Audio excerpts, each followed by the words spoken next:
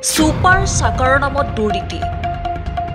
super sucker ক্ৰয়ৰ নামত অশোক সিংহলৰ লুণ্ঠনৰাজ পোহৰলৈ কেইবা কোটি টকাৰ কেলেংকাৰী মুখ্যমন্ত্ৰীৰ নীৰৱতাক লৈ প্ৰশ্ন উত্থাপন দল সংগঠনৰ কাৰ আশীৰ্বাদপুষ্ট মন্ত্ৰী অশোক সিংহল পোহৰলৈ আহিছে মন্ত্ৰী অশোক সিংহল গুৱাহাটী উন্নয়ন দপ্তৰৰ মন্ত্ৰী হৈ থকাৰ সময়ত কৰা দুৰ্নীতিৰ কথা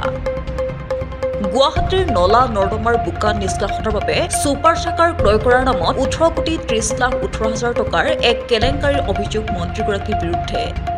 পিছে সততে শূন্য সহনশীলতা দুৰ্নীতিমুক্ত অসম গঢ়াৰ কথা কোৱা মুখ্যমন্ত্ৰী হিমন্ত বিশ্ব শৰ্মা মন্ত্ৰী অশোক সিংহলৰ এই দুৰ্নীতিৰ ক্ষেত্ৰত নিমাত কিয় আজি পৰ্যন্ত মুখ্যমন্ত্ৰী ডাঙৰীয়া কিয় নিমাত বাঘৰ দৰে প্ৰত্যেকটো খোজত জঁপিয়াই পৰা মুখ্যমন্ত্ৰী এতিয়া নিমাত কিয় ক'ত হেৰাল সেই বাঘৰ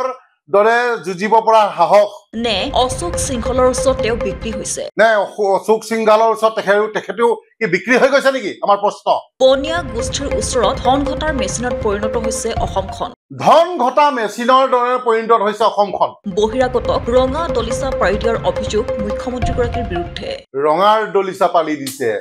যে কোটি কোটি টকা তোমালোকে খাই লোৱা আৰু মই হাজাৰ হাজাৰ কোটি টকা অসমবাসী ৰাইজৰ মূৰত মাৰি মাৰি ধাৰ লৈ থাকো এইদৰে মন্ত্ৰী অশোক সিংহলৰ বিৰুদ্ধে উচ্চাৰ হৈ পৰে অসমীয়া যুৱ মঞ্চই আমগুৰিত সংবাদমেল অনুষ্ঠিত কৰি মন্ত্ৰী অশোক সিংহলৰ বিৰুদ্ধে বিভিন্ন দুৰ্নীতিৰ অভিযোগ উত্থাপন কৰি মন্ত্ৰীগৰাকীৰ বিৰুদ্ধে ব্যৱস্থা গ্ৰহণ কৰিবলৈ দাবী জনাই অসমীয়া যুৱ মঞ্চই সংগঠনটোৰ আমগুৰি আঞ্চলিক সমিতিৰ কাৰ্যালয়ত অনুষ্ঠিত এক সংবাদমেলত এই দাবী জনাই কেন্দ্ৰীয় সমিতিৰ সহকাৰী সম্পাদক আকাশ শইকীয়াই অসম চৰকাৰে দুৰ্নীতিৰ ৰেকৰ্ড গঢ়িবলৈ আগবাঢ়িছে নেকি বুলিও প্ৰশ্ন উত্থাপন কৰি মন্ত্ৰী অশোক সিংহলৰ বিৰুদ্ধে মুখ্যমন্ত্ৰীৰ ভিজিলেন্সৰ দ্বাৰা তদন্তৰ দাবী জনায় আমগুৰিৰ পৰা সমীৰণ বৰাৰ ৰিপৰ্ট PB সংবাদ